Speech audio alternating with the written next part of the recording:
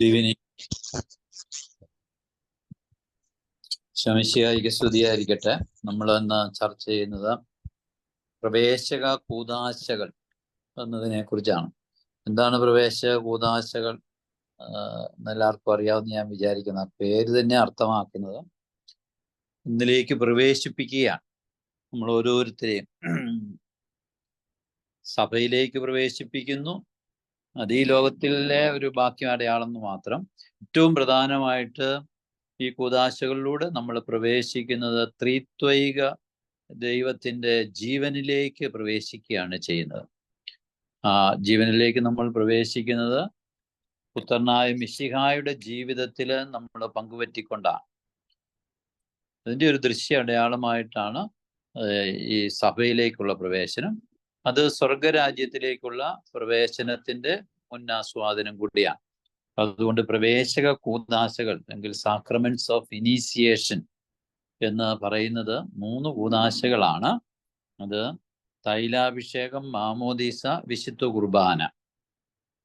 ഇപ്പോഴത്തെ നമുക്ക് പരിചയമായിരിക്കുന്നത് മാമോദീസ, തൈലാഭിഷേകം. തൈലാഭിഷേകം എന്ന് പറഞ്ഞാൽ ലത്തീൻ സഭയിൽ അതിനെ സ്ഥൈര്യലേപനം എന്ന് പറയും. നമ്മുടെ പൗരസ്ത്യ ഇതില് തൈലാഭിഷേകം എന്നാണ് അതറിയപ്പെടുന്നത്.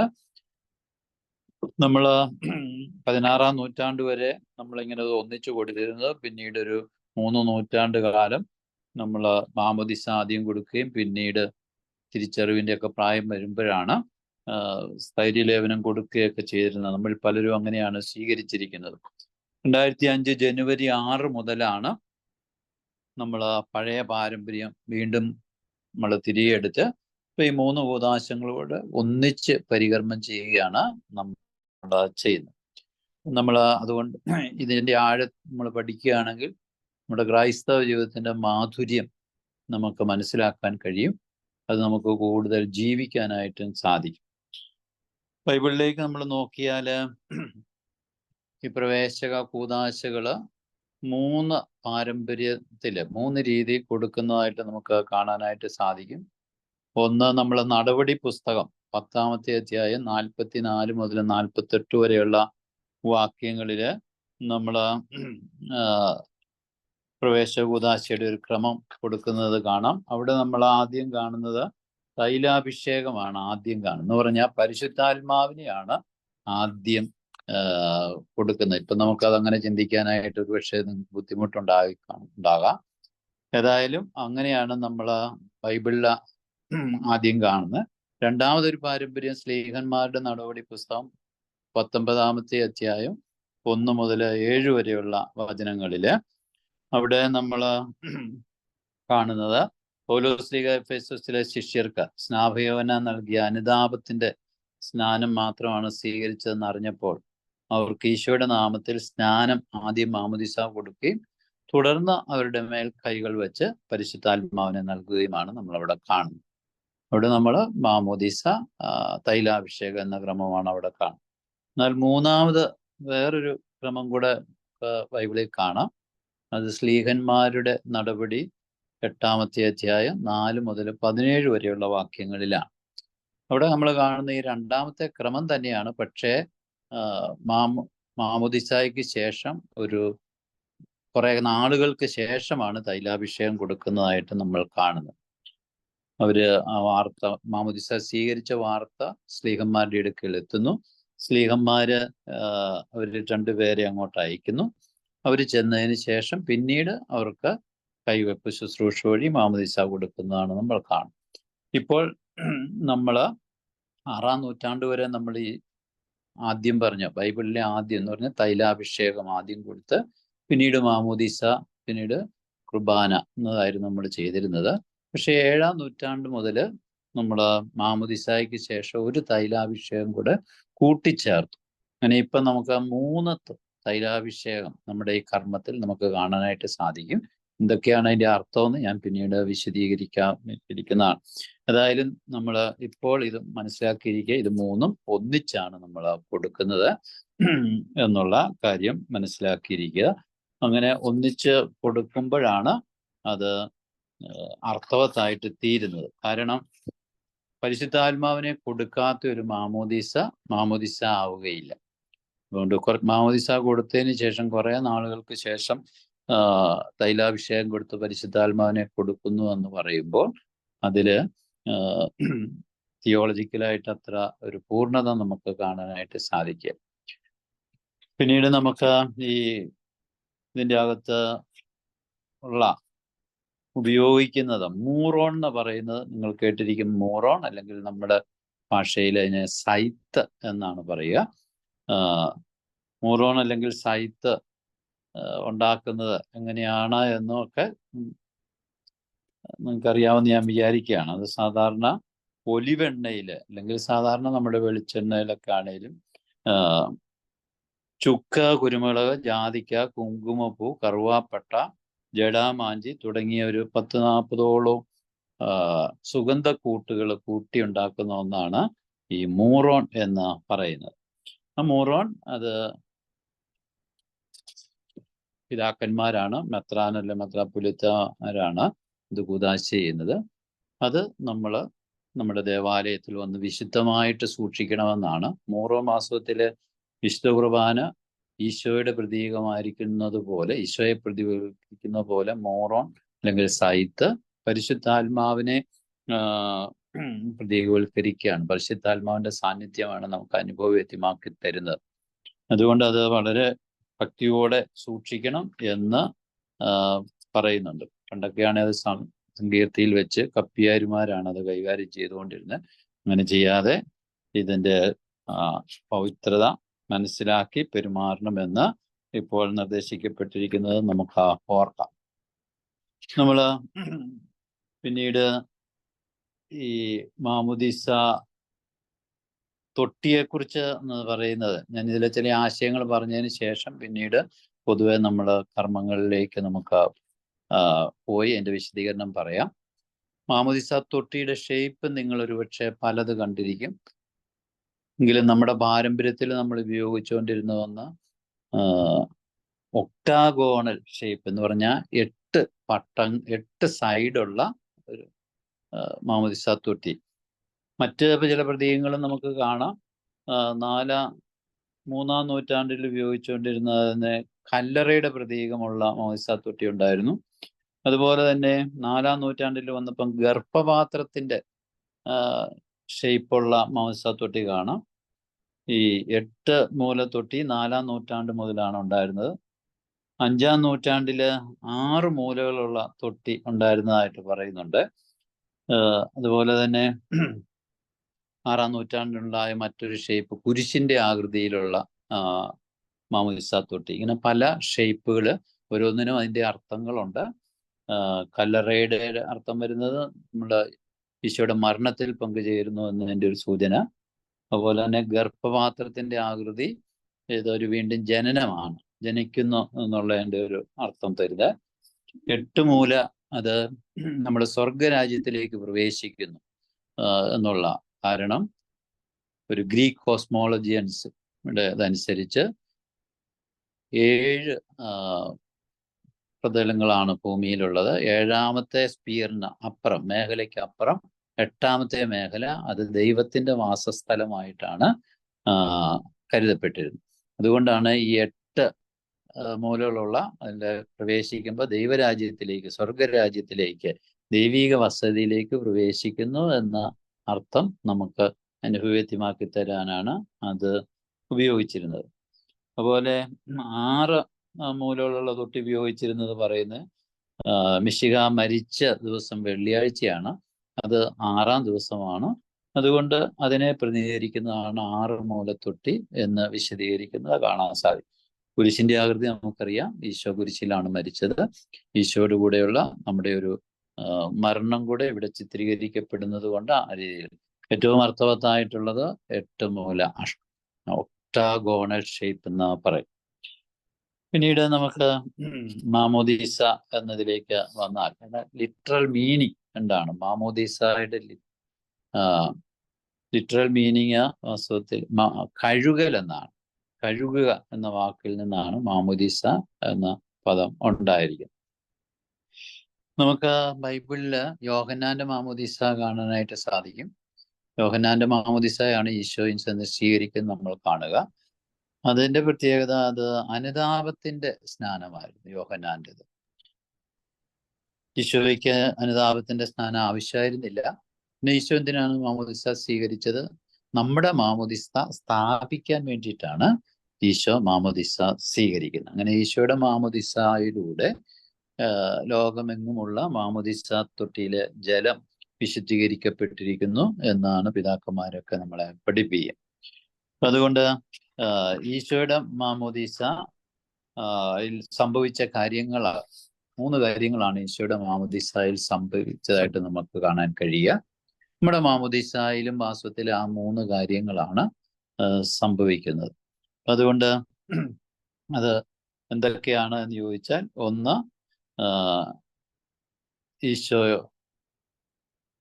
വെള്ളത്തിൽ നിന്ന് മുങ്ങിയപ്പോൾ പിതാവിന്റെ സ്വരം ഉണ്ടാകുന്നു, ഇവൻ എൻ്റെ പ്രിയപുത്രൻ.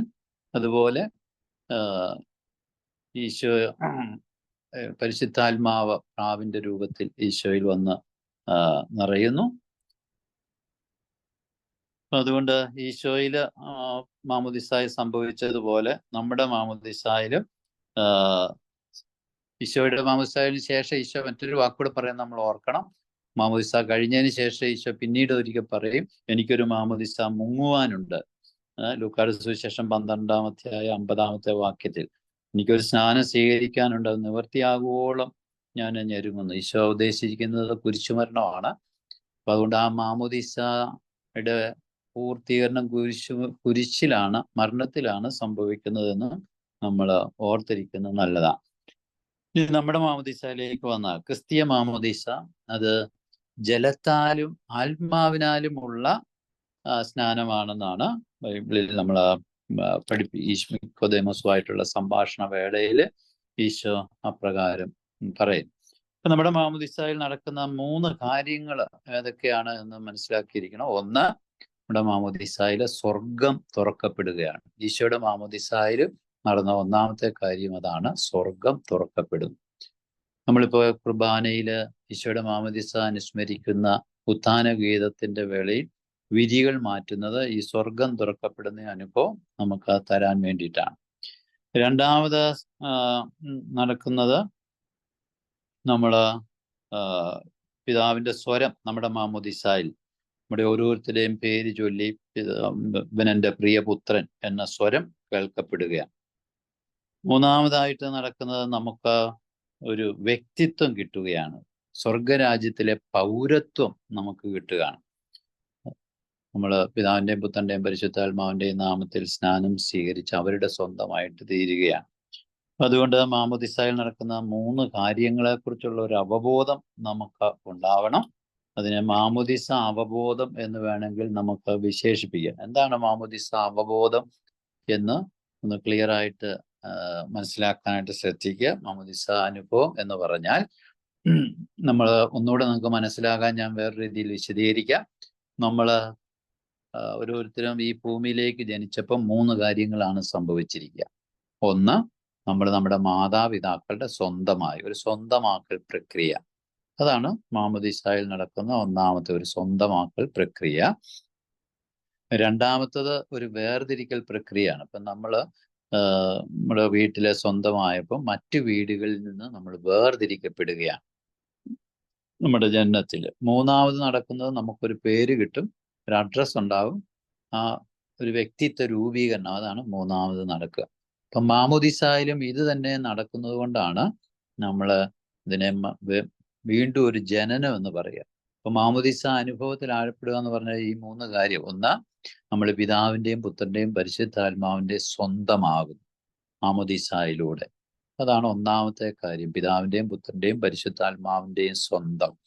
ഒരു ക്രിസ്ത്യാനി മാമോദിസ സ്വീകരിച്ചു കഴിഞ്ഞാൽ അവനുണ്ടാകേണ്ട 1-ാമത്തെ അവബോധം ഇതാണ്, ഞാൻ പിതാവിൻ്റെയും പുത്രൻ്റെയും പരിശുദ്ധാത്മാവിൻ്റേതുമാണ്. രണ്ടാമത്, നമ്മൾ അവരുടേതായപ്പോൾ നമ്മൾ ഈ ലോകത്തിൽ നിന്ന് വേർതിരിക്കപ്പെട്ടു. നമ്മൾ ഈ ലോകത്തിൻ്റെതല്ല, ഈ ലോകത്തിൽ നമ്മൾ വേർതിരിക്കപ്പെട്ടവരാണ്. അതാണ് രണ്ടാമത്തെ. മൂന്നാമത്തത്, നമ്മുടെ പേര്, നമുക്കൊരു മാമോദിസ പേര് തരും.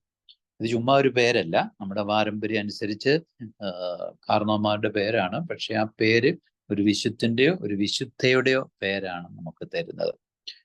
ഇപ്പൊ എൻ്റെ പേരിപ്പോ ജോസഫ്, അല്ലെങ്കിൽ കളത്തിലച്ഛൻ്റെ പേര് ജോസഫ്.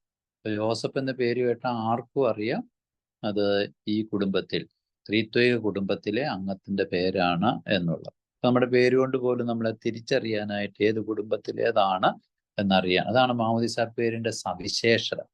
അതുകൊണ്ട് മാമോദിസ പേര് എപ്പോഴും അഭിമാനത്തോടുകൂടെ പറയുന്നവരായിട്ട് തീരണം. ഇന്നത്തെ കാലത്ത് പലരും മറ്റ് നെയിമുകളൊക്കെയാണ് പറഞ്ഞുകൊണ്ട് നടക്കുക. മാമോദിസ പേര് പലപ്പോഴും അവഗണിക്കപ്പെട്ടു പോവുകയാണ്. പക്ഷെ അതിന്റെ ശ്രേഷ്ഠത അതാണ് സ്വർഗത്തിൽ എഴുതപ്പെടുന്നത് എന്ന് മനസ്സിലാക്കി അത് ഈ മാമോദിസ അനുഭവത്തിൽ ആഴപ്പെടാനായിട്ട് നമ്മളൊക്കെ പ്രത്യേകമായിട്ട് സാധിക്കട്ടെ. കുഞ്ഞുങ്ങളെ പഠിപ്പിക്കുന്ന കാര്യത്തിൽ ഒന്ന് ശ്രദ്ധിക്കുക. എപ്പോൾ സർവാധിപനാം കേട്ടാലും ഈ മാമോദിസ അനുഭവത്തിൽ ഒന്ന് ആഴപ്പെടാൻ, അതായത് ഞാൻ പിതാവിൻ്റെയും പുത്രൻ്റെയും പരിശുദ്ധാത്മാവിൻ്റെതുമാണ്, ഞാൻ ഈ ലോകത്തിൽ നിന്ന് വേർതിരിക്കപ്പെട്ടവനാണ്, ഞാൻ സ്വർഗത്തിൻ്റെതാണ്. ഈ ഒരു അവബോധം നമ്മളിൽ പറയാനായിട്ട് നമുക്ക് പ്രത്യേകമായിട്ട് പരിശ്രമിക്കാം. പിന്നീട് നമുക്കറിയാം മാമോദിസ രക്ഷയ്ക്ക് അത്യാവശ്യമാണ്. മറ്റ് 2 തരത്തിലുള്ള മാമോദിസ കൂടി ഉണ്ടെന്ന് നമുക്കറിയാം. അത് ആഗ്രഹത്താലുള്ള മാമോദിസായും രക്തത്താലുള്ള മാമോദിസായും എന്ന് പറയും. ആഗ്രഹത്താലുള്ളത് എന്ന് പറയാം, നമുക്കറിയാം നോർത്തിലൊക്കെ ഉള്ളവർക്ക് BJPD ഒക്കെ ഭീഷണി ഉള്ളിടത്ത് ആഗ്രഹിച്ചാലും ഒരുപക്ഷെ മാമോദിസ സ്വീകരിക്കാനായിട്ട് നമ്മുടെ സാധിച്ചെന്ന് വരികയില്ല. അപ്പം അവരുടെ ഉള്ളിൽ അതിനുള്ള ആഗ്രഹം ഉണ്ടെങ്കിൽ ദൈവം അത് സ്വീകരിക്കും എന്ന് സഭ പഠിപ്പിക്കുന്നത് കാണാനായിട്ട് സാധിക്കും. മറ്റൊരു മാമോദിസയാണ് രക്തത്താലുള്ള മാമോദിസ എന്ന് പറയും. അത് യുദ്ധത്തിലുമൊക്കെ പങ്കെടുക്കുമ്പോൾ മാമോദിസ സ്വീകരിച്ചിട്ട് പോകുന്നവര്, സ്വീകരിക്കാതെ പോകുന്നവര്, അവര് മരിക്കുന്നതിന് മുമ്പ് അവർ രക്തത്താലുള്ള മാമോദിസ, അങ്ങനെ സഭ പഠിപ്പിക്കുന്നത് നമുക്ക് കാണാനായിട്ട് സാധിക്കും. ഇനി നമുക്ക് ഈ ഇതിൻ്റെ അകത്തുള്ള തൈലാഭിഷേകം, ഇല്ലെങ്കിൽ നമ്മുടെ ഇതിൻ്റെ കർമ്മങ്ങളിലേക്ക് നമുക്ക് വന്നാൽ എങ്ങനെയാണ് ഇതിൻ്റെ കർമ്മങ്ങൾ. കർമ്മങ്ങൾക്ക് മുമ്പ് മറ്റൊരു കാര്യം കൂടെ നമുക്ക് മനസ്സിലാക്കണം. അതായത് ഇതിൻ്റെ അകത്ത് പങ്കെടുക്കുന്ന വ്യക്തികളെ മനസ്സിലാക്കിയിരിക്കുന്നത് നല്ലതാണ്. മാമോദീസായിൽ അണിനിരക്കുന്ന ആളുകൾ, നമുക്കറിയാം ഓരോ കൂദാശയ്ക്കും അടയാളങ്ങളും പ്രതീകങ്ങളും ഉണ്ട്. 6 അടയാളങ്ങളാണ് എപ്പോഴും നമ്മൾ പറയുക. വാക്കുകൾ, ആളുകൾ, വസ്തുക്കൾ, കർമ്മങ്ങൾ, സ്ഥലം, അതുപോലെ തന്നെ കാലം. ഇവിടെ നമ്മൾ അണിനിരക്കുന്ന മാമോദീസ കർമ്മത്തിൽ അണിനിരക്കുന്ന ആളുകൾ 2 തരമായിട്ട് നമുക്ക് തിരിക്കാം. ഒന്ന് അദൃശ്യ ഗണമുണ്ട്, മറ്റൊന്ന് ദൃശ്യഗണമുണ്ട്. അദൃശ്യഗണത്തിൽ എപ്പോഴും നമുക്ക് പിതാവായ ദൈവത്തിൻ്റെ സാന്നിധ്യം, പുത്രനായ ദൈവത്തിൻ്റെ സാന്നിധ്യം, അതുപോലെ പരിശുദ്ധാത്മാവിൻ്റെ സാന്നിധ്യം, പരിശുദ്ധ അമ്മയുടെ ഔസേപ്പിതാവിൻ്റെ, സകല സ്വർഗവാസികളുടെയും സകല വിശുദ്ധരുടെയും മാലാഹമാരുടെയൊക്കെ സാന്നിധ്യം വാസ്തവത്തിൽ ആ സമയത്തുണ്ട്. അതനുഭവിക്കാനായിട്ട് നമ്മൾ ബോധപൂർവം പരിശ്രമിക്കണം. ഇനി സന്നിഹിതരല്ലാത്ത അദൃശ്യഗണം അവിടെ ഉണ്ട്. നമ്മൾ ഈ ഭൂമിയിലുള്ളവർ തന്നെ, ഇപ്പോൾ ഉദാഹരണത്തിന് മാർപ്പാപ്പ, സഭാതലവൻ, രൂപതാധ്യക്ഷൻ, മെത്രാന്മാര്, പുരോഹിതന്മാര്, ഭരണകർത്താക്കൾ, നമ്മൾ കാർസുസായാലും അവരെല്ലാം അനുസ്മരിക്കും. അങ്ങനെ എല്ലാവരും വാസ്തവത്തിൽ സഭ മുഴുവൻ ഒരു മാമോദിസ കർമ്മത്തിൽ അല്ലെങ്കിൽ ഏതെങ്കിലും ഒരു ലിറ്റർജി കർമ്മത്തിൽ അണിനിരക്കുന്ന കാണാൻ സാധിക്കും. ഇനി ദൃശ്യഗണത്തിൽ ആരൊക്കെയാണ് ഈ കർമ്മത്തിൽ വരിക? ദൃശ്യകർമ്മത്തിൽ അണിചേരുന്നത് നമുക്കറിയാം. കാർമ്മികനുണ്ട്, ശുശ്രൂഷികളുണ്ട്, അതുപോലെ തന്നെ ജ്ഞാനസ്നാന അർത്ഥി, മാമോദിസ സ്വീകരിക്കാനായിട്ട് വരുന്ന വ്യക്തി, അതുപോലെ തന്നെ തലതൊട്ടപ്പൻ, തലതൊട്ടമ്മ, പിന്നെ കുടുംബാംഗങ്ങളെ, മാതാപിതാക്കളെ ഇപ്പോൾ അതിന് പ്രേരിപ്പിക്കണമെന്ന് സഭ പറയുന്നത് കാണാൻ സാധിക്കും. മാമോദിസായ്ക്ക് വരുമ്പോൾ മാതാപിതാക്കളുടെ സാന്നിധ്യം പ്രോത്സാഹിപ്പിക്കപ്പെടണമെന്ന്. കാരണം ഇതാണ് പറയുന്നത്, ഈ ഭൂമിയിലേക്ക് ഒരു വ്യക്തിയെ ജനിപ്പിക്കാനായിട്ട് ദൈവം സഹകരണം തേടിയത് മാതാപിതാക്കളുമാണ്. അപ്പോൾ സ്വർഗത്തിലേക്കുള്ള ജനനത്തിലും അവരുടെ സാന്നിധ്യം വളരെ പ്രധാനപ്പെട്ടതാണ് എന്നാണ് സൂചിപ്പിക്കുന്നത്. അതുപോലെ തന്നെ പ്രധാനപ്പെട്ട ഒരു റോളാണ് തലതൊട്ടപ്പനും തലതൊട്ടമ്മയ്ക്കും ഉള്ളത്. പലപ്പോഴും ഇപ്പം നമ്മളത് വേണ്ടവണ്ണം അത് മനസ്സിലാക്കാതെ പലരും പ്രവർത്തിക്കുന്നതാണ്. തലതൊട്ടപ്പനെയും തലതൊട്ടമ്മയെയും കുറിച്ച് പറയുമ്പോൾ നമ്മൾ മാമോദിസായ്ക്ക് പോകുമ്പോൾ വികാരിച്ചിന്റെ കത്ത് മേടിച്ചുകൊണ്ട് ചെല്ലണമെന്നാണ് പറയുന്നത്. എന്തിനാണ് ഈ കത്ത് മേടിക്കാൻ പറയുന്നതെന്ന് ചോദിച്ചാൽ, ഇവര് യഥാർത്ഥത്തില് വിശ്വാസികളാണ്, അല്ലെങ്കിൽ സ്വർഗരാജ്യത്തിലെ പൗരന്മാരാണ് എന്നതിന്റെ അടയാളം ആയിട്ടാണ്. കാരണം സ്വർഗരാജ്യത്തിലേക്കുള്ള വഴി കാണിച്ചു കൊടുക്കുക എന്നതാണ് തലതൊട്ടപ്പന്റെയും തലതൊട്ടമ്മയുടെയും പ്രധാനപ്പെട്ട ചുമതല. ഈ കുഞ്ഞിന് അല്ലെങ്കിൽ മാമോദിസ സ്വീകരിക്കുന്ന വ്യക്തിക്ക് സ്വർഗത്തിലേക്കുള്ള വഴി കാണിച്ചു കൊടുക്കുക. അതിപ്പോൾ മാതാപിതാക്കൾ അതിൻ്റെ അകത്ത് പരാജയപ്പെട്ടാൽ പോലും പരാജയപ്പെടാതിരിക്കാൻ സഭ ഉറപ്പ് വരുത്തുകയാണ് മറ്റൊരു ഒരമ്മയുടെയും ഒരപ്പൻ്റെയും സാന്നിധ്യം. അതാണ് തലതൊട്ടപ്പൻ്റെയും തലതൊട്ടമ്മയുടെയും റോളിലൂടെ സഭ അർത്ഥമാക്കി തീർക്കുന്നത്. അതുകൊണ്ട് അക്കാര്യത്തിൽ ഒന്ന് പ്രത്യേകം ശ്രദ്ധിക്കാനായിട്ട് നോക്കുക. പിന്നീട് നമുക്ക് ഈ പ്രവേശ കൂദാശകളിൽ ഉപയോഗിക്കുന്ന വസ്തുക്കൾ എന്തൊക്കെയാണ്? പ്രധാനമായിട്ടും നമ്മൾ 3 തരത്തിലുള്ള തൈലങ്ങൾ ഇതിൻ്റെ അകത്ത് ഉണ്ട്. നിങ്ങൾ ഒരുപക്ഷെ അത് തിരിച്ചറിയുന്നില്ല. 3 തരത്തിലുള്ള തൈലം കൊണ്ടാണ് ഇതിൻ്റെ അകത്തെ 3 അഭിഷേകങ്ങൾ നടത്തുന്നത്. ആദ്യം ഉപയോഗിക്കുന്നത് തൈലം അതിനു മുമ്പ് മാമോദിസ സ്വീകരിച്ച് അതിനുവേണ്ടി വെഞ്ചരിച്ച മാമോദിസായുടെ തൈലമാണ്. മുൻപ് നടത്തിയിട്ടുള്ള മാമോദിസായിലെ തൈലം, അതാണ് ഒന്നാമത്തെ ലേപനത്തിൽ. നമ്മൾ മോണ്ടളത്തിൽ കൊണ്ടുവന്നിട്ടാണ് ഈ ഒന്നാമത്തെ ലേപനം നമ്മൾ നടത്തുന്നത്. ആ ലേപനം നടത്തുന്നത് അതിനു മുമ്പ് നടത്തിയ മാമോദിസായുടെ തൈലം ഉപയോഗിച്ചാണ്. അത് എന്തിനാന്ന് ചോദിച്ചാൽ, ഒരു മാമോദിസായേ ഉള്ളൂ, ഒരു മാമോദിസായുടെ തുടർച്ചയാണ്, അല്ലെങ്കിൽ അതിലുള്ള പങ്കാളിത്തമാണ് ഈ എല്ലാ മാമോദിസാകളും എന്ന് ഒന്ന് സൂചിപ്പിക്കാൻ വേണ്ടിയിട്ടാണ് അതിനു മുമ്പ് നടത്തിയിട്ടുള്ള മാമോദിസായിലെ തൈലം ഒന്നാമത്തെ ലേപനത്തിന് ഉപയോഗിക്കുന്നത്.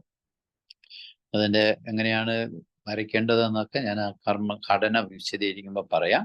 ഇപ്പം ഞാൻ പറയുന്നത് ഉപയോഗിക്കുന്ന 3 തരത്തിലുള്ള തൈലങ്ങളെ കുറിച്ചാണ്. ആദ്യത്തെ തൈലം നേരത്തെ നടത്തിയ മാമോദിസായിൽ വെഞ്ചരിച്ച തൈലമാണ്. രണ്ടാമത് വരുന്നത് ജലത്തിൽ മുക്കുന്നതിന് തൊട്ട് മുമ്പ് ആണ് രണ്ടാമത്തെ ലേപനം വരുന്നത്. നെഞ്ചിലാണ്. ആദ്യത്തേത് നെറ്റിയിലാണ് കൊടുക്കുക, രണ്ടാമത്തത് നെഞ്ചിൽ കൊടുക്കണമെന്നാണ് പറഞ്ഞിരിക്കുന്നത്. നെഞ്ചിൽ അത് പുതിയതായിട്ട് വെഞ്ചരിച്ച തൈലമാണ് അതിന് ഉപയോഗിക്കേണ്ടത്. ഓരോ കർമ്മത്തിലും പുതിയതായിട്ട് തൈലം വെഞ്ചരിക്കണമെന്നാണ് സഭ ആഗ്രഹിക്കുന്നത്. കാരണം ഓരോ ജനനത്തിലും പുരുഷന്റെയും സ്ത്രീയുടെയും ഭാഗത്തു നിന്നുള്ള പങ്കാളിത്തം പോലെ ഈ തൈലവും അത് പുതിയതായിട്ട് വെഞ്ചരിക്കപ്പെടണം എന്ന് സഭ ആഗ്രഹിക്കുന്നത് നമുക്ക് കാണാൻ സാധിക്കും. മൂന്നാമത്തെ ലേപനത്തിന് ഉപയോഗിക്കുന്നത് മൂറോണാണ്. അതായത് മെത്രാന്മാർ വെഞ്ചരിച്ച് നമ്മൾ പള്ളിയിൽ സൂക്ഷിച്ചിരിക്കുന്ന ആ മൂറോൻ കൊണ്ടാണ് മൂന്നാമത്തെ തൈലാഭിഷേകം നടത്തുന്നത്.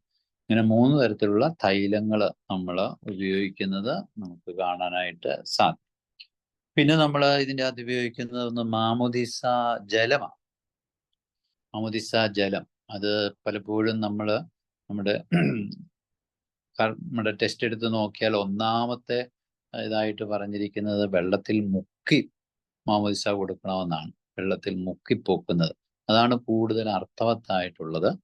വെള്ളത്തിൽ മുക്കുമ്പം ഈശോയുടെ മരണത്തിലും വെള്ളത്തിൽ നിന്ന് പൊക്കുമ്പോൾ ഈശോയുടെ ഉയർപ്പിലും പങ്കുപറ്റുന്ന അനുഭവം തരാൻ വേണ്ടിയിട്ടാണ്. നമുക്കറിയാം, മാമോദിസായ പൗലോസ് ലീഹ വിശദീകരിക്കുന്നത് റോമക്കാർക്ക് എഴുതിയ ലേഖനം 6-ാം അധ്യായത്തിൽ നമുക്ക് കാണാം. ഈശോയുടെ മരണത്തിലും ഉത്ഥാനത്തിലുമുള്ള പങ്കുചേരൽ എന്നാണ് അവിടെ പൗലോസ് ലീഹ പഠിപ്പിക്കുക. വെള്ളത്തിൽ മുക്കി മരണത്തിന്റെ അനുഭവം. നമുക്കറിയാം, വെള്ളത്തിൽ മുങ്ങിക്കിടക്കുമ്പോൾ നമ്മുടെ സകല ഇന്ദ്രിയങ്ങളും നിന്നു പോകുന്നതായിട്ടുള്ള ഒരു അനുഭവം നമുക്ക് ഉണ്ടാവും. വെള്ളത്തിൽ നിന്ന് പൊക്കുമ്പോൾ ഒരു പുതുജീവൻ, ഉത്ഥാനത്തിന്റെ അനുഭവം നമുക്ക് കിട്ടും. അതുകൊണ്ടാണ് മുക്കിപ്പൊക്കണം എന്ന് പറയുന്നത്. ഇനി അതിന് സൗകര്യം ഇല്ല എങ്കിൽ വെള്ളം തലയിൽ ഒഴിച്ച് മാമോദിസ മുക്കാവുന്നതാണ്. അല്ലെങ്കിൽ കൊച്ചിനെ മാമോദിസ തൊട്ടിയിലിരുത്തി ബക്കറ്റിലിരുത്തി കൈകൊണ്ട് തലയിലേക്ക് ഇങ്ങനെ വെള്ളം കോരി ഒഴിക്കുകയും ചെയ്യാവുന്നതാണ്. അങ്ങനെ മാമോദിസ മുക്കുന്നത്. ജലത്തിന്റെ പ്രതീകാത്മകത പലതരത്തിൽ പ്രതീകാത്മകത നമുക്ക് കാണാനായിട്ട് സാധിക്കും. ഈ ജലം നമുക്കറിയാം, ശരീരത്തിലെ അഴുക്ക് കഴുകിക്കളയാൻ ജലം പോലെ മറ്റൊരു വസ്തു ഇല്ല. അതുകൊണ്ട് നമ്മുടെ ആത്മാവിൻ്റെ ഒക്കെ കറകളും കഴുകിക്കളയാനായിട്ട് അത് തന്നെ ഒരു പ്രതീകമായിട്ട് ദൈവം ഉപയോഗിക്കുകയാണ് ചെയ്യുന്നത്. ഈ ജലത്തിന് ഒത്തിരി പ്രതീകാത്മകത പിതാക്കന്മാർ പറയുന്നുണ്ട്. ഒന്ന് പിതാക്കന്മാർ പറയുന്നത് ഈ മാമോദിസ ജലം സൃഷ്ടിയുടെ ആരംഭത്തിലുള്ള ജലത്തിന്റെ പ്രതീകമെന്നാണ്. നമുക്ക് ഉൽപ്പത്തി പുസ്തകത്തിൽ കാണാനായിട്ട് സാധിക്കും. ഉൽപ്പത്തി 1:1 ദൈവത്തിന്റെ ചൈതന്യം ജലത്തിന് മീതെ ചലിച്ചതിനെ കുറിച്ച് പറയാം. അങ്ങനെയാ സൃഷ്ടി സാധ്യമായ. അപ്പൊ അതുകൊണ്ട് ആ ജലത്തിന്റെ പ്രതീകമാണ് മാമോദിസ ജലം എന്ന് എഫ്രേം ഒക്കെ അദ്ദേഹത്തിന്റെ ദനഹ ഗീതത്തിൽ പ്രകീർത്തിക്കുന്ന കാണാനായിട്ട് സാധിക്കും. മറ്റൊരു പ്രതീകം മാമോദിസ ജലം യോർദാനിലെ ജലത്തിന്റെ പ്രതീകമായിട്ട് പറയാറുണ്ട്. യോർദാനിലെ ജലത്തിലാണ് ഈശോ മാമോദിസ സ്വീകരിച്ചത്. യോഹന്നാൻ ആ ജലത്തിലാണ് മറ്റുള്ളവർക്ക് മാമോദിസ കൊടുത്തോണ്ട്. ആ യോർദാനിലെ ജലത്തിന്റെ പ്രതീകമായിട്ട് മാമോദിസ ജലത്തെ കാണും.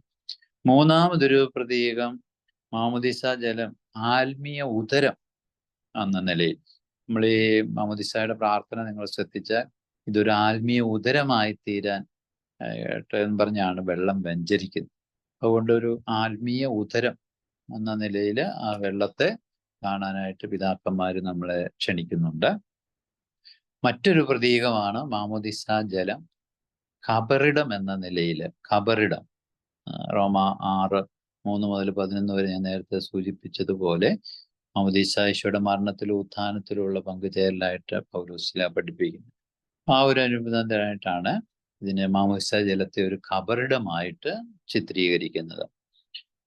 വേറൊന്ന് നമുക്ക് കാണാൻ സാധിക്കും, ഈശോയുടെ പാർശ്വം പിളക്കുന്നു. കുന്തം കൊണ്ട് കുത്തിയപ്പം അവിടുന്ന് രക്തവും വെള്ളവും പുറപ്പെട്ടു. ആ വെള്ളം മാമോദിസയുടെ പ്രതീകമായിട്ട്, മാമോദിസ ജലത്തിന്റെ പ്രതീകമാണ് എന്ന് എഫ്രേമും ഒക്കെ പഠിപ്പിക്കുന്നത് കാണാനായിട്ട് സാധിക്കും.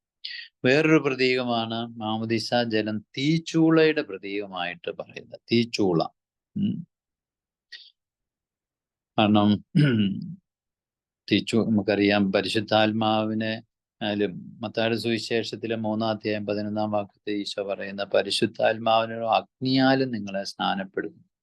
അപ്പൊ ആ സ്ഥാനത്ത് യോഹന്നാന്റെ സുവിശേഷം 3:5 ജലത്താലും അരൂപിയാലും ജനിക്കുന്നില്ലെങ്കിൽ ഒരുവന് ദൈവരാജ്യത്തെ പ്രവേശിക്കാൻ സാധ്യമല്ല. അപ്പോൾ ജലത്തെയാണ് അവിടെ അഗ്നിയായിട്ട്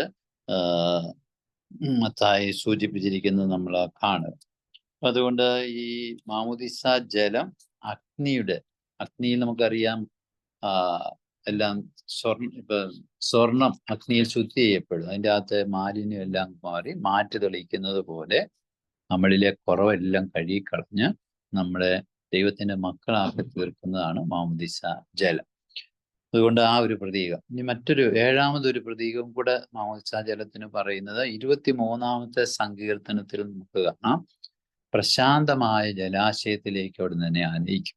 ആ മാമോദിസ ജലം ഈ പ്രശാന്തമായ ജലത്തിന്റെ പ്രതീകമായിട്ടും നമുക്ക് കാണാനായിട്ട് സാധിക്കും. ഇങ്ങനെ ഒരു 7 പ്രതീകം മാമോദിസ ജലത്തിന് നമുക്ക് പിതാക്കന്മാര് പറഞ്ഞു വരുന്നത് കാണാനായിട്ട് സാധിക്കും.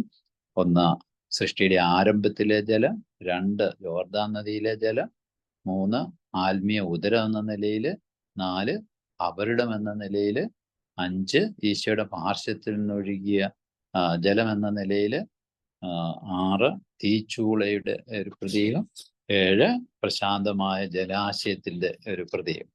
അപ്പൊ ഇത്രയാണ് നമുക്ക് അതിൽ ഉദ്ദേശിക്കുന്ന വസ്തുക്കൾ. ഇനി നമ്മൾ കർമ്മങ്ങളിലേക്ക് നിങ്ങളുടെ ഈ കൂദാശയുടെ പുസ്തകം ഉണ്ടെങ്കിൽ എടുത്ത് വെച്ച് നോക്കാവുന്നതാണ്.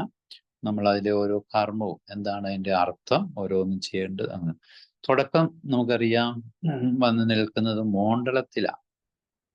പ്രവേശന കവാടത്തെങ്കിൽ മണ്ഡലത്തിൽ വന്ന് നിന്ന് നമ്മൾ അത്യുന്നതങ്ങളിൽ 3 പ്രാവശ്യം ചൊല്ലും.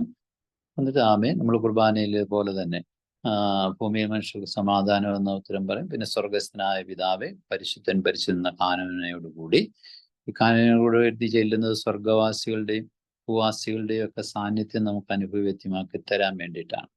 അതിനുശേഷം ഒരു പുരോഹിത പ്രാർത്ഥന ഉണ്ട്. പിന്നീട് സങ്കീർത്തനം, 42-ാമത്തെ സങ്കീർത്തനമാണ് അവിടെ ഉപയോഗിക്കുക. 44 സങ്കീർത്തനം. അത് ദൈവത്തിന് വേണ്ടി ദാഹിക്കുന്ന ആൺപേടയെ പോലെ നമ്മുടെ ഹൃദയം ദൈവത്തിനായിട്ട് ദാഹിക്കണം നമ്മളെ എന്ന് ഓർമ്മിപ്പിക്കുന്നതാണ് സങ്കീർത്തനം. അതിനുശേഷം വരുന്ന ഒരു കൈവപ്പ് പ്രാർത്ഥന ഉണ്ട്. കൈവപ്പ് പ്രാർത്ഥനയിൽ പറയുന്നത് ഇതാണ്. അതിനു മുമ്പ് രണ്ട് ചോദ്യങ്ങൾ ചോദിക്കും. ഒന്ന്, പിശാചിനെയും അവൻ്റെ സൈന്യങ്ങളെ ഉപേക്ഷിക്കുന്നു. അപ്പം നമ്മൾ തലവട്ടമേയും അതിന് ഉപേക്ഷിക്കുന്നു എന്ന് പറയും. അതുപോലെ മിശിഹായെ രക്ഷകനായിട്ട് സ്വീകരിക്കുന്നുവെന്നും ശിശുവിന് വേണ്ടി തലവട്ടമേ ഏറ്റുപറയുകയാണ് ചെയ്യുന്നത്. അതുപോലെ തന്നെ ആദ്യത്തെ കൈവപ്പ് പ്രാർത്ഥന ശിശു സ്നാനത്തിന്റെ പിന്നിലെ ദൈവസ്നേഹം വെളിപ്പെടുത്തുന്നതാണ്. കാരണം ദൈവം തന്റെ ദാനം വിവേകികൾക്കും ബുദ്ധിമാന്മാർക്കും എന്നതിനേക്കാൾ ശിശുക്കൾക്ക് നൽകുന്നതിനെ പ്രകീർത്തിക്കുന്ന ഒരു ഈശോയുടെ മനോഭാവമാണ് ആ പ്രാർത്ഥനയിൽ നമുക്ക് തെളിഞ്ഞ് കാണാവുന്നത്. ഈ ഒന്നാമത്തെ ലേപനം ഞാൻ നേരത്തെ സൂചിപ്പിച്ചിരുന്നു. അതിനു മുമ്പുള്ള മാമോദിസായ്ക്ക് ഉപയോഗിച്ച തൈലമാണ് അവിടെ ഉപയോഗിക്കുക. അതിന് ഉപയോഗിക്കുന്ന വിരല് നമ്മുടെ സോഴ്സ് പുസ്തകത്തിൽ, ഇപ്പോഴത്തെ പുസ്തകത്തിലെല്ലാം തള്ളവിരലാണ്, പക്ഷെ സോഴ്സിൽ പറഞ്ഞിരിക്കുന്നത് ചൂണ്ടുവിരലാണ്.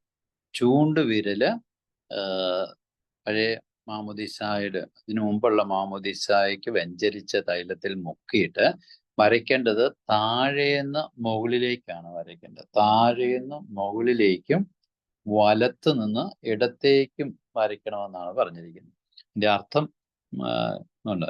എന്തുകൊണ്ടാണ് നെറ്റിയിൽ വരയ്ക്കുന്നത് എന്ന് ചോദിച്ചാൽ, നെറ്റി നമ്മുടെ ബുദ്ധിയുടെ ഇരിപ്പിടമാണ് നെറ്റി.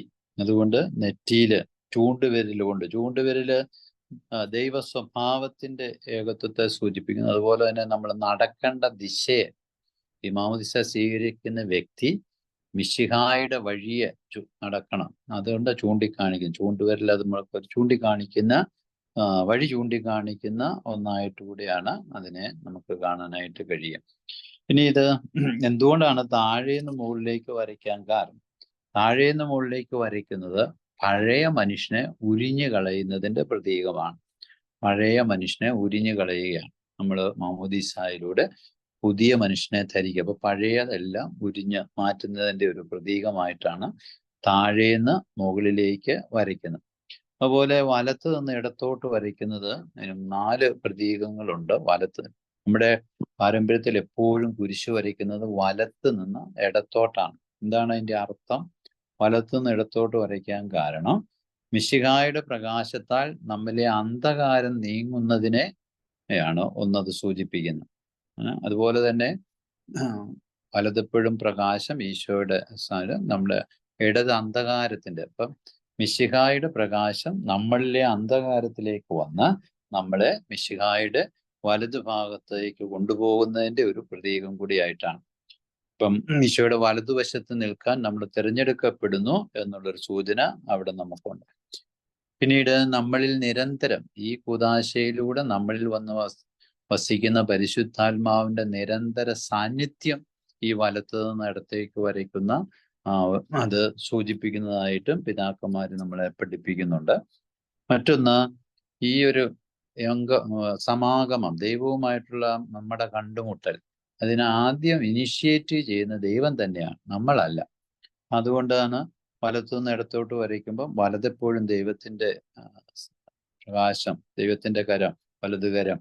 അപ്പൊ ദൈവമാണ് ഇതിനെ ഇനിഷ്യേറ്റീവ് എടുക്കുന്നത്, മുൻകൈ എടുക്കുന്നത് എന്നുള്ളൊരു സൂചന കൂടെ അത് നമുക്ക് നൽകുന്നുണ്ട്. ഇങ്ങനെ 3-4 അർത്ഥങ്ങളുണ്ട് വലത്തുനിന്ന് ഇടത്തേക്ക് വരയ്ക്കുമ്പോൾ. ചുമ്മാ അങ്ങ് വരച്ച പോലെ ഈ അനുഭവങ്ങളെല്ലാം മനസ്സിൽ കൊണ്ടുവരാനായിട്ട് നമുക്ക് സാധിക്കും. ഇതിനുശേഷം, ഈ തൈലാഭിഷേകത്തിന് ശേഷം പിന്നീട് നമ്മൾ കാണുന്നത് ഒരു പ്രദക്ഷിണമാണ്. വചനവേദിയിലേക്ക് പ്രദക്ഷിണമായിട്ട് മാമോദിസാർത്തിയെ, കുഞ്ഞിനെ കൊണ്ടുവരുന്നത് നമ്മൾ കാണുക. അപ്പോൾ വചനവേദിയിൽ ബേമയിലേക്ക് വന്ന് ബേമയിൽ എത്തിക്കഴിഞ്ഞ് പിന്നീട് ബാക്കി കർമ്മങ്ങള് സമാധാനം നമ്മോടുകൂടെ എന്ന് ശുശ്രൂഷ ചൊല്ലി അത് തുടരുന്നതാണ് നമുക്ക് കാണാനായിട്ട് സാധിക്കുന്നത്. അപ്പൊ ഈ പിന്നെ നമ്മള് മാമോദിസ കർമ്മത്തില് ഉള്ള ഒരുവിധ പ്രാർത്ഥനയൊന്നും ഞാൻ എടുക്കുന്നില്ല. നിങ്ങൾക്ക് കൂടുതൽ മനസ്സിലാകുന്ന അല്ലെ നിങ്ങൾക്ക് പ്രയോജനം ചെയ്യുന്ന ചില കാര്യങ്ങൾ മാത്രമാണ് പറയാനായിട്ട് പറയുന്നത്. പിന്നെ ഇതിന്റെ വചന ശുശ്രൂഷയിലേക്ക് വരുമ്പോൾ നമ്മൾ കാണുന്നത് 4 വായനകളാണ് ഈ വചന ശുശ്രൂഷയിൽ, മാമോദിസയുടെ വചന ശുശ്രൂഷയിൽ നമ്മൾ കാണുക. അത് ഒന്നാമത്തെ വായന ഉൽപ്പത്തി 12:1 മുതൽ 4 വരെയുള്ള വാക്കുകളാണ്. അവിടെ പറയുന്നത് അബ്രാഹത്തെ വിളിച്ചത് എന്താ? ഒരു അനുഗ്രഹമാകാനായിട്ടാണ് അബ്രാഹത്തെ വിളിച്ചത് എന്ന് പറഞ്ഞ മാതിരി ഈ മാമോദിസയിലൂടെ നമ്മളെ ഓരോരുത്തരെയും ദൈവം വിളിക്കുന്നത് അനുഗ്രഹമാകാൻ വേണ്ടിയിട്ടാണ്. മറ്റുള്ളവർക്ക് അനുഗ്രഹമാകാൻ വേണ്ടിയുള്ള വിളിയാണ് നമ്മുടേത് എന്നുള്ളതാണ് ഈ ഒന്നാമത്തെ വായന നമുക്ക് മനസ്സിലാക്കി തരുന്നത്. രണ്ടാമത്തെ വായന നമ്മൾ കാണുന്നത് എസെക്കിയേലിന്റെ പുസ്തകം 36-ാമത്തെ അധ്യായം 24 മുതൽ 28 വരെയുള്ള വചനങ്ങളാണ്. ഒരു പുതിയ ഹൃദയം, പുതിയൊരു ചൈതന്യം, ശിലാഹൃദയം മാറ്റി മാംസള ഹൃദയം നൽകുന്നു. ഇവിടെ നമ്മൾ പുതിയതായിട്ട് ജനിക്കുകയാണ്, സ്വർഗത്തിലേക്ക് ജനിക്കുക. അപ്പൊ ഒരു പുതിയ ഹൃദയം നമുക്ക് നൽകുന്നു എന്നാണ് രണ്ടാമത്തെ വായന നമുക്ക് അനുഭവേദ്യമാക്കി തരുന്നത്. രണ്ടാമത്തെ വായനയിൽ നമുക്ക് കാണാനായിട്ട് സാധിക്കും. അതുപോലെ തന്നെ പിന്നീട് വരുന്ന വായന മൂന്നാമത്തത് 2 ഗണം കൊടുത്തിട്ടുണ്ട്. ഒന്നുകിൽ റോമാക്കാർക്ക് എഴുതിയ ലേഖനം 6-ാം അധ്യായം 3 മുതൽ 11 വരെയുള്ള വാക്യങ്ങൾ, അതല്ലെങ്കിൽ ഗലാത്യക്കാർക്ക് എഴുതിയ ലേഖനം 3-ാം അധ്യായം 26 മുതൽ 29 വരെയുള്ള വാക്യങ്ങൾ പുതിയ നിയമ വായനയിൽ കൊടുത്തിരിക്കും. റോമാക്കാർക്ക് എഴുതിയ ലേഖനത്തിൽ നമ്മളെ പരിശുദ്ധാത്മാവ് ഓർമ്മിപ്പിക്കുന്നത് ഞാൻ നേരത്തെ സൂചിപ്പിച്ചതുപോലെ ഈശോയുടെ മരണത്തിലും ഉത്ഥാനത്തിലും നമ്മളെ പങ്കുചേർക്കുന്ന ആണ് മാമോദിസ എന്ന് പറയുന്നത്. മരണത്തിൽ പങ്കുചേർക്കുന്നു, അതുപോലെ തന്നെ ഉത്ഥാനത്തിലും പങ്കുചേർക്കുകയാണ്. ഈ മാമോദിസ എന്ന് പറയുമ്പോൾ നമ്മൾ പാപത്തിന് മരിക്കുകയാണ് ചെയ്യുന്നത്. പാപത്തിന് മരിക്കുക എന്ന് പറഞ്ഞാൽ എന്താണ് അതിൻ്റെ അർത്ഥം? പാപത്തിൽ മരിക്കുകയല്ല, പാപത്തിൽ മരിക്കുന്നതിനല്ല, പാപത്തിന് മരിക്കുക എന്ന് പറഞ്ഞാൽ പാപം ചെയ്യാനുള്ള ശക്തി ഇനി എനിക്കില്ല എന്നുള്ളതാണ്. ഒരു ക്രിസ്ത്യാനിക്ക് കള്ളം പറയാനായിട്ടുള്ള ശക്തി ഇല്ല, അല്ലെങ്കിൽ ചീത്ത പറയാനുള്ള ശക്തി ഇല്ല. ആ ശക്തി അവനിൽ നിർജീവമായിട്ട് പോയി. അതാണ് വാസ്തവത്തിൽ ശരിക്കും മാമോദിസ മുങ്ങിയ ഒരു വ്യക്തിക്ക് പിന്നീട് പാപം ചെയ്യാനായിട്ടുള്ള ശക്തി അവനിൽ നിർജീവമായിട്ട് പോയി. ഇപ്പോഴാണ് നമ്മൾ ഈശോയുടെ മരണത്തിൽ അല്ലെങ്കിൽ പാപത്തിന് മരിക്കുക എന്ന് പറയുന്നു. പിന്നെ ആരാണ് പിന്നെ പ്രവർത്തിക്കുക? എന്നിൽ പ്രവർത്തിക്കുന്ന പുതിയ മനുഷ്യൻ പരിശുദ്ധാത്മാവാണ്. പരിശുദ്ധാത്മാവിന്റെ ഫലങ്ങൾ പുറപ്പെടുവിക്കുന്ന വാക്കുകളും ചിന്തകളും പ്രവൃത്തികളും ഒക്കെ ആയിരിക്കണം ഒരു മാമോദിസ മുങ്ങിയ ഒരു വ്യക്തിയിൽ നിന്ന് ഉണ്ടാകേണ്ടത് എന്നാണ് ആ വായന നമ്മളെ ഓർമ്മിപ്പിക്കുക. ഇനി രണ്ടാമത്തെ ഗണം വായന കൊടുത്തിരിക്കുന്നത് ഗലാത്യ ലേഖനത്തിലാണ്. ഗലാത്യ ലേഖനം 3-ാം അധ്യായം 26 മുതൽ 29 വരെയുള്ളതാണ്.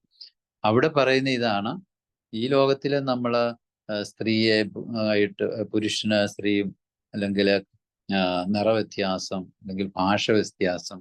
അപ്പം അവിടെ പറയാണ് ഗ്രീക്കുകാരനെന്നോ സ്ത്രീയെന്നോ പുരുഷനെന്നോ സ്വതന്ത്രനെന്നോ അടിമയെന്നോ ഒരു വ്യത്യാസവും ഇല്ല. അതെ, എല്ലാവരും ഈശോയിൽ ഒന്നായിരിക്കുന്നു എന്നാണ് അവിടെ പറഞ്ഞു വെച്ചിരിക്കുന്നത്.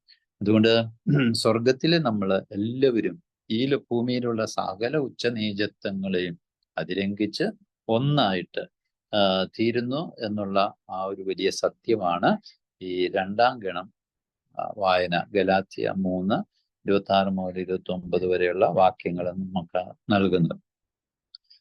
ഞാൻ സുവിശേഷ വായനയും കൂടെ പറഞ്ഞതിന് ശേഷം നിർത്താം. നിങ്ങൾക്ക് ചോദ്യങ്ങൾ ചോദിക്കാനായിട്ടുണ്ടെങ്കിൽ ചോദിക്കാനായിട്ട് ഉള്ള അവസരം തരുകയും ചെയ്യുന്നതാണ്.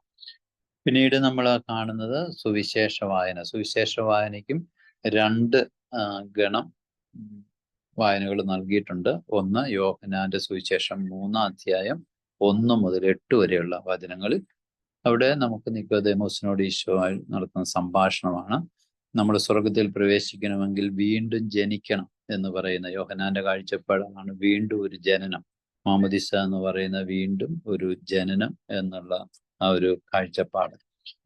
അപ്പൊ അതുകൊണ്ട് നമ്മൾ നേരത്തെ സൂചിപ്പിച്ചതുപോലെ മാമോദീസായിലൂടെ നമ്മൾ പിതാവിന്റെയും പുത്രന്റെയും പരിശുദ്ധാത്മാവിന്റെയും സ്വന്തമായി അവരുടെ ജീവനിലേക്ക് നമ്മൾ പ്രവേശിച്ചു. അതുകൊണ്ടാണ് ഇതിനെ പ്രവേശ കൂദാശകൾ എന്ന് പറയുന്നത്. അതുപോലെ തന്നെ നമ്മൾ ഇനി ഈ ലോകത്തിൻ്റെതല്ല, സ്വർഗത്തിൻ്റെതാണ്. നമ്മുടെ പേരുകൊണ്ട് പോലും എല്ലാവർക്കും അറിയാം നമ്മൾ സ്വർഗത്തിൻ്റെതാണ് എന്നുള്ള വിവരം. പിന്നീട് നമുക്ക് രണ്ടാം ഗണം വായന മത്തായിയുടെ സുവിശേഷം 3-ാം അധ്യായം 13 മുതൽ 17 വരെയുള്ള വാക്യങ്ങളിൽ ഈശോ സ്നാപകനിൽ നിന്ന് മാമോദിസ സ്വീകരിക്കുന്ന രംഗമാണ് അവിടെ നമ്മൾ ഈശോ സ്നാനം കഴിഞ്ഞ വെള്ളത്തിൽ നിന്ന് കയറിയപ്പം ഈ സ്വർഗം തുറക്കപ്പെട്ടതും ഇവൻ എൻ്റെ പ്രിയപുത്രൻ എന്ന പിതാവിൻ്റെ സ്വരം കേൾക്കുന്നതും പ്രാവ് ഈശോയുടെ മേൽ വന്നിരിക്കുന്നതും ഒക്കെയാണ് നമ്മളവിടെ കാണുക. എന്ന് പറഞ്ഞ മാതിരി നമ്മുടെ മാമോദിസായും എപ്പോഴും ഈ ഒരു അവബോധം, പിതാവിൻ്റെ സ്വരം, ഇവൻ എൻ്റെ പ്രിയപുത്രൻ എന്ന് നിരന്തരം മുഴുങ്ങിക്കൊണ്ടിരിക്കുന്നത് കേൾക്കാനായിട്ട് നമുക്ക് കഴിയണം. അങ്ങനെയെങ്കിൽ ഈ ലോകത്തിലെ ഏത് ക്ലേശങ്ങളുടെ മധ്യത്തിലും നമുക്ക് സന്തോഷത്തോടെ പിടിച്ചു നിൽക്കാനായിട്ട് സാധിക്കും. ഞാൻ തൽക്കാലം ഇന്നത്തെ ഇത് അവസാനിപ്പിച്ച് 10 മിനിറ്റ് നേരത്തേക്ക് നമുക്ക് ചോദ്യങ്ങൾക്കായിട്ടുള്ള അവസരം തരികയാണ്. അതുകൊണ്ട് നിങ്ങൾ ഈ കേട്ടതിൻ്റെ വെളിച്ചത്തിലോ അല്ലെങ്കിൽ നിങ്ങളുടെ അനുഭവത്തിൻ്റെ വെളിച്ചത്തിലോ മാമോദിസായോ അല്ലെങ്കിൽ തൈലാഭിഷേകം ഒക്കെ സംബന്ധിച്ചുള്ള ചോദ്യങ്ങൾ നിങ്ങൾക്ക് ചോദിക്കാവുന്നതാണ്.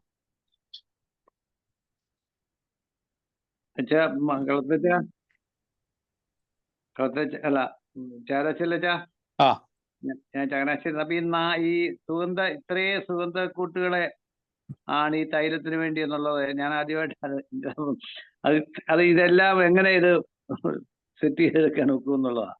അത് നമുക്കറിഞ്ഞ അതിനുള്ള അത് അരമനയിൽ നിന്നൊക്കെ വാങ്ങിച്ച അല്ലെങ്കിൽ കിട്ടുന്ന സാധനങ്ങള് സുഗന്ധക്കൂട്ടുകളുടെ ഒരു കൂട്ടാണ് അത്. ഇപ്പൊ എല്ലാ ഈ 40 കൂട്ടമൊന്നും എല്ലായിടത്തും ചിലപ്പോൾ കണ്ടെന്ന് വരികയല്ല. എങ്കിലും അതിൻ്റെ അകത്ത് രണ്ടർത്ഥം, ഈശോയുടെ ദൈവ സ്വഭാവവും മനുഷ്യ സ്വഭാവവും ഉൾച്ചേരുന്നു എന്നുള്ളതാണ് അതിൻ്റെ അകത്ത്. മൂറോ നമ്മള് സൈറ്റ് എന്ന് പറയും. ഇതിന് നമ്മൾ ഇതുമായിട്ട് വല്ല ബന്ധമുണ്ടോ? നമ്മുടെ ഈശോയുടെ കച്ച ഈ മൃതദേഹം സുഗന്ധദ്രവ്യങ്ങൾ പൊതിഞ്ഞതുമായിട്ട് വല്ല ബന്ധമുണ്ടോ? അതുമായിട്ട് ബന്ധമുണ്ടോന്ന് എനിക്ക് തോന്നുന്നില്ല. ഈശോയുടെ ദൈവത്വത്തിന്റെ അടയാളമായിട്ടാണ് അത്. പക്ഷെ ആ കച്ചയിൽ അതും രാജകീയമായ ഒരു ശവടക്ക് ഈശോയ്ക്ക് കൊടുക്കുന്നതിന്റെ പ്രതീകമായിട്ടാണെന്ന് സുഗന്ധക്കൂട്ട്. അത് യഹൂദന്മാരുടെ പാരമ്പര്യമായിരുന്നു.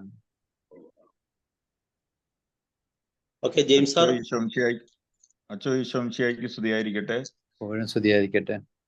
അതെ, ഞാന് തമിഴ്നാട്ടിൽ നിന്നാണ്. എൻ്റെ പേര് ജെയിംസ് എന്നാണ്. ഞാനേ ചോദിക്കുന്നത്, ഈ മാമോദീസ എന്ന് പറഞ്ഞു കഴിഞ്ഞാൽ പല സമയത്തും പല അഭിപ്രായ വ്യത്യാസങ്ങളൊക്കെ പലരും പറയുന്നത് കേൾക്കുന്നുണ്ട്. വിശ്വസിക്കുകയും സ്നാനം ഏൽക്കുകയും ചെയ്യുന്ന രക്ഷപ്പെടും, വിശ്വസിക്കാത്തവൻ ശിക്ഷാവിധിയിലാകപ്പെടും, ഇങ്ങനെ ഒരു കാര്യം ഒന്ന്. പിന്നെ ഈ ശിശുക്കളെ സ്നാനപ്പെടുത്തുന്നതായിട്ട് ബൈബിളിൽ എവിടെയും കാണുന്നതായിട്ട് ശരിയായിട്ടുണ്ടോ എന്നൊരു ഇതിനെ കുറിച്ച് അച്ഛൻ്റെ അഭിപ്രായം എന്താണെന്ന് പറയും. ശിശു സ്നാനം നമ്മൾ ബൈബിളിൽ നിഷേധിക്കുന്നില്ല. ഈ വിശ്വസിക്ക് സ്നാനം സ്വീകരിക്കുക എന്ന് പറഞ്ഞത് മാർക്കോസിന്റെ സുവിശേഷത്തില്, അത് അന്നത്തെ പശ്ചാത്തലങ്ങൾ നോക്കണം. അന്ന് മതപീഡനത്തിന്റെ നടക്കുന്ന കാലം. ആദ്യകാലത്ത് ശിശുക്കളെ അല്ലല്ലോ മാമോദിസ മുക്കിയിരുന്നത്. ആദ്യകാലത്ത് ഈ ശ്രോതാക്കള് അവര് പ്രായപൂർത്തിയായവര് യഹൂദന്മാര് അവരെ മാമോദിസ മുക്കിയ. പിന്നീട് സഭയുടെ വാർച്ചയിൽ വരുമ്പോൾ കുടുംബം ഒന്നാകെ മാമോദിസ സ്വീകരിക്കുന്നതിനെ കുറിച്ച് പറയുന്നുണ്ട്. കുടുംബം എന്ന് പറയുമ്പോൾ അതിൻ്റെ അകത്ത് ശിശുക്കളുണ്ട്.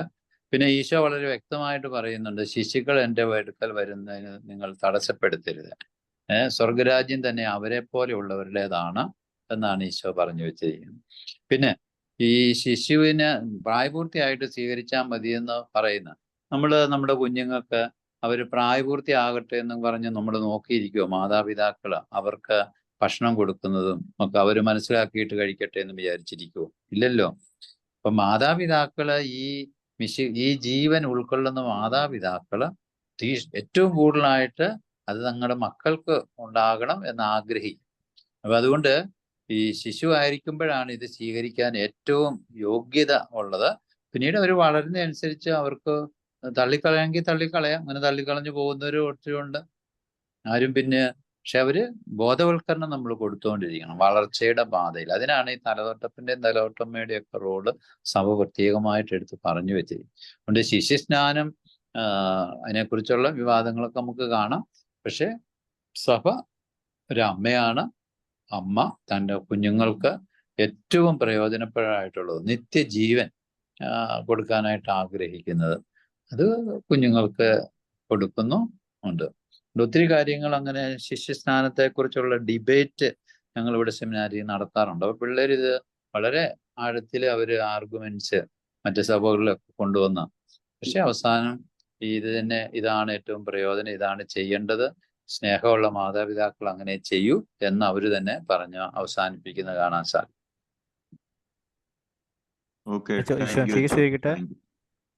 അച്ഛോ ഒരു സംശയം ചോദിക്കാനാ. അതായത് നമ്മൾ ഈ മരണകരമായ അവസ്ഥയിൽ ചെറിയ കുട്ടികൾക്ക് വീട്ടുമാമോദീസ കൊടുക്കാറുണ്ടല്ലോ. കൊടുക്കാം. അപ്പൊ ആ കുട്ടികൾ അങ്ങനെ കൊടുത്തതിന് ശേഷം ആ കുട്ടി മരിച്ചില്ല, കുട്ടിക്ക് യാതൊരു കുഴപ്പമുണ്ടായില്ലെങ്കിൽ അത് കഴിഞ്ഞിട്ട് സാധാരണ പോലെ പള്ളിയിൽ കൊണ്ടിട്ട് മാമോദീസ മുക്കണോ അതോ മുക്കണ്ടേ? അതോ വാലിഡ് ആണോ? അവിടെ നമുക്ക് മാമോദിസ മാത്രമേ കൊടുക്കുന്നുള്ളൂ. അപ്പൊ നമ്മൾ ചെന്ന് പറയണം ഇങ്ങനെ വീട്ടുമാമോദിസ കൊടുത്തു. അങ്ങനെയാകുമ്പോൾ ബാക്കി തൈലാഭിഷേകവും ബാക്കി കർമ്മങ്ങൾ കൂടെ വികാരിച്ചും കൊടുക്കും. അപ്പൊ മാമോദീസ വാലിഡ് ആണല്ലേ? വാലിഡ് ആണല്ലേ? വീണ്ടും ചെയ്യേണ്ട ആവശ്യമില്ല അല്ലേ? സംശയമായിരുന്നു. വളരെ സന്തോഷം ഉത്തരം കിട്ടിയല്ലേ. പക്ഷെ അങ്ങനെയുള്ളത് നമ്മൾ ചെന്ന് പറയണം. അച്ഛാ ഇങ്ങനെ സാഹചര്യത്തിൽ വീട്ടുമാമോദിസ കൊടുത്തായിരുന്നു എന്ന് പറയണം. അത് സഭ അങ്ങനെ നമുക്ക് അനുവദിച്ചിരിക്കുന്നതാണ്. മരണകരമായ പെട്ടെന്ന് മരിക്കുമെന്ന് വെച്ചാൽ ആർക്ക് വേണേലും സഭയുടെ ആ ഒരു ഇന്റൻഷൻ വെച്ച് വീട്ടുമാമോദിസ കൊടുക്കുന്നതിന്. ഓക്കെ, താങ്ക് യു അച്ഛാ. ഈ വീട്ടുമാമോദിസ കൊടുക്കുമ്പോഴേ പിന്നെ അത് അച്ഛൻ ഹലോ അച്ഛാ. പറഞ്ഞു. ഈ വീട്ടുമാമോദിസ കൊടുത്താൽ പിന്നെ മാമോദിസ കർമ്മം ഒന്നുകൂടെ ആവർത്തിക്കണ്ടല്ലോ അല്ലെ? മാമോദിസ കർമ്മം ആവർത്തിക്കണ്ട, പക്ഷെ ബാക്കി ഈ തൈലാഭിഷേകം ഉണ്ടല്ലോ അങ്ങനെയുള്ള നമ്മൾ കൊടുക്കണം.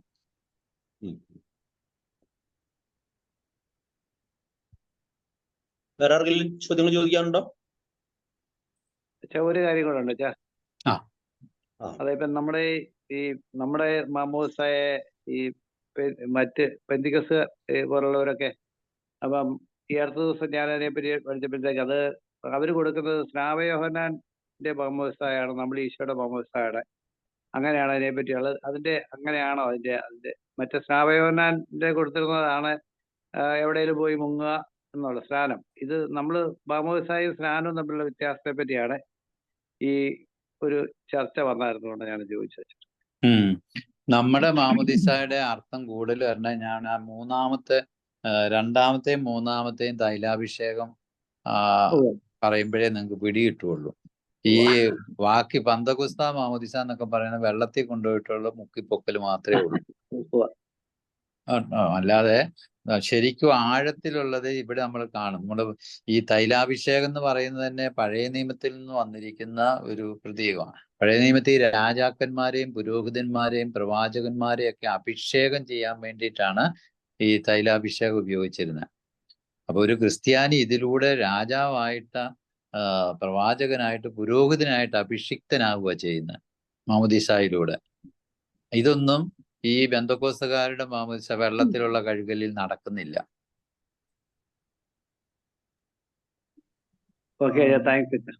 അച്ഛാ ഒന്ന് ചോദിച്ചോട്ടെ. ഈ അച്ഛൻ രക്തത്താലുള്ള മാമോദിസയെ കുറിച്ച് പറഞ്ഞപ്പോ യുദ്ധത്തിന്റെ ഒരു കാര്യം പറഞ്ഞു. പക്ഷെ അത് 1258 CCCയിൽ അത് ബന്ധപ്പെടുത്തിയിരിക്കുന്നത് രക്തസാക്ഷിത്വവുമായിട്ടാണ്. യുദ്ധം അതിനകത്തൊരു അനുപേക്ഷണീയ ഘടകമായിട്ട് തോന്നുന്നില്ല. അവര് രക്തസാക്ഷികളാവുകയാണ്. അതിപ്പോ യുദ്ധം വേണമെന്നില്ല. ഈശോയുടെ ഇപ്പൊ മാമോദിസ സ്വീകരിക്കാത്ത ഒരു വ്യക്തി ഈശോയ്ക്ക് വേണ്ടി രക്തസാക്ഷികളാകാൻ പറ്റുമല്ലോ. അപ്പൊ അത് രക്തത്താലുള്ള മാമോദിസ എന്ന സഭ അങ്ങനെ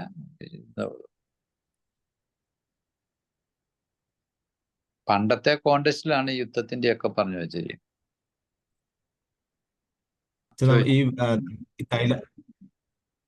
ഈ തൈലാഭിഷേക മൂറോൺ തൈലം പൂശുന്നത് മാമോദിസയുടെ ഭാഗമായിട്ടാണെങ്കിൽ പിന്നെ തൈലാഭിഷേകം എന്നും പറഞ്ഞ് വേറൊരു കൂദാശയ്ക്ക് വേറൊരു പേരിട്ട് ഒരു കൂദാശ രണ്ടും കമ്പൈൻഡ് ആയിട്ട് മാമോദീസ എന്ന് പറഞ്ഞാൽ പോരെ, ഒരു വേറൊരു കൂദാശ എന്നുള്ള രീതിയിൽ തൈലാഭിഷേകം ഐഡന്റിഫൈ ചെയ്യുന്നതിനാന്ന് പറയാ വെച്ചാൽ. അതാണ് നമ്മുടെ പാരമ്പര്യത്തിൽ നമ്മൾ സാധാരണ ഇങ്ങനെ മാമോദീസ തൈല ഇങ്ങനെ വേർതിരിക്കുകയില്ലായിരുന്നു. ഇതിനെല്ലാം കൂടി ഒറ്റ വാക്ക് പറഞ്ഞുകൊണ്ടിരുന്ന റൂഷ്മ കൊടുക്കുക എന്ന് പറയുന്നത്. റൂഷ്മ എന്ന് പറഞ്ഞാൽ അടയാളപ്പെടുത്തുക എന്നുള്ള അർത്ഥത്തിലാണ്. സെറ്റ് എ മാർക്ക്, തൈലം കൊണ്ട് കുരിശടയാളം വരച്ച്. അപ്പൊ റൂഷ്മ കൊടുക്കുക എന്ന് പറഞ്ഞാൽ ഇതെല്ലാം ഉൾക്കൊള്ളുന്നതായിരുന്നു. പിന്നീട് ഈ ലാറ്റിൻ ടേം അനുസരിച്ച് പിന്നീട് നമ്മൾ കൂദാശകൾ 7 പറഞ്ഞപ്പോഴത്തേക്കാണ് ആദ്യം ഇത് മാമോദീസ, പിന്നീട് സ്ഥൈര്യലേപനം എന്ന് പറഞ്ഞു വരും. അതുകൊണ്ട് നമ്മളിപ്പോൾ അത് ഒന്നിച്ച് പരികർമ്മം ചെയ്തിട്ട് ആദ്യ കർമ്മത്തിനുണ്ട്, മാമോദീസായ്ക്ക് മുമ്പും ഉണ്ട്, മാമോദീസായ്ക്ക് ശേഷവും തൈലാഭിഷേകം കാണാം. അതുകൊണ്ട് പരിശുദ്ധാത്മാവിന്റെ പ്രവർത്തനം അതിൻ്റെ അകത്തെല്ലാം നമ്മൾ ഉൾക്കൊള്ളുക എന്നുള്ളതാണെന്ന് എനിക്ക് തോന്നുന്നു.